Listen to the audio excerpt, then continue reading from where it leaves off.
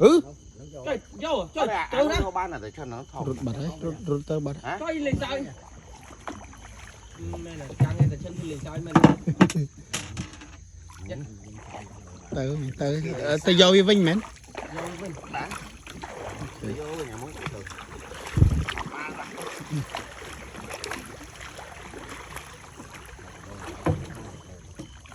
Tơ bật đấy nè. Tơ bật đây nè. Ấu lớn thì mới đỏ. Hả? Cái chân bị đau này nè, cái chân bị đau. Chắc phải tốt cái này.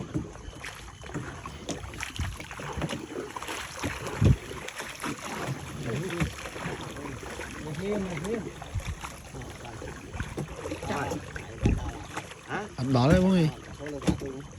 Bừa váy. Chắc phải tốt ấy.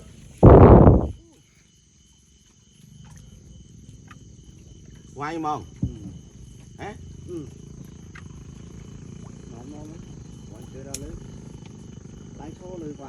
Nó bóng Quay ra tới mình đi.